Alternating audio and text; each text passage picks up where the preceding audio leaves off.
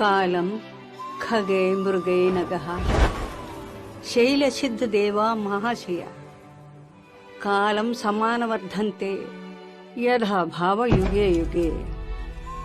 దీని అర్థం ఋషులు, సిద్ధులు, దేవతలు, పక్షులు, జలపాతాలు, మృగాలు ఇవన్నీ కాలానుసారం మారుతూనే ఉంటాయి.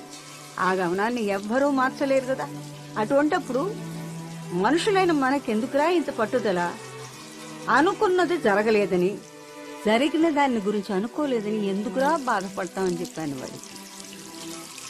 చిన్నప్పుడు తెల్ల గౌను వేసుకున్న ఒక ఆడపిల్ల బొమ్మ ఉండేది. వాడికి అదంటే పిచ్చ ప్రాణం. ఒకనాడు తెల్లారుజామున నిద్రలేచేటప్పటికి ఏడుస్తూనే ఉన్నాడు, బొమ్మ కనపడ్డం లేదని. ఎందుకురా ఏడుస్తావు? ఇంకోటి ఇస్తాను, కొనిస్తానులే అన్నాను. కాదు, నాకు అదే కావాలని పట్టుదల. అన్నం తిండు, పడుకోడు, బాధపడుతూనే ఉంటాడు. అప్పుడు ఒక కథలా ఈ కాలగమన సూక్తాన్ని వాడికి చెప్పాను. ఆ కథనంతా విని, నాన్నమ్మ సెయింట్స్, మౌంటైన్స్, రెయిన్స్ అన్నీ ఉన్నాయి గాని అందులో నీ పేరు నా పేరు లేదు కదా. కాబట్టి ఆ బొమ్మను వెతకడానికి నువ్వు వచ్చి నాతో సహాయపడు అన్నాడు. అంత చిన్న వయసులోనే హోప్ ఈజ్ గుడ్ అని అండర్లైన్ చేశాడు వాడు. It is good. 80 రోజులైందన్న వాడి ఇంటి నుంచి బయటకెళ్ళి. వాడు ఎలా ఉన్నాడో తెలియకుండా ఎలా ఉండగలం? Even if it is 800 days, I don't care.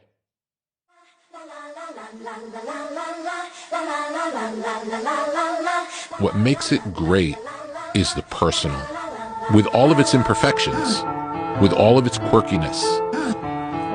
That's what makes it great. How you see the world, that's different from how everyone else sees the world.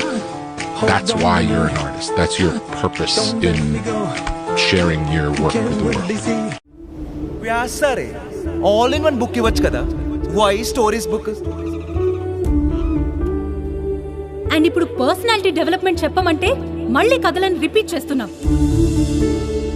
ఆ కథలు కూడా తెలుగులో చెప్తాడు. I don't think he fits here. Do we need him? అనగనగా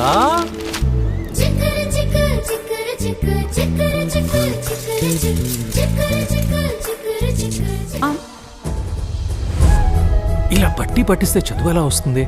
concept అర్థమయ్యేలా చెప్తే. Stop it Vyas. ఒక్క పిల్లోడికైనా అర్థమైందా? మార్క్స్ వచ్చాయా?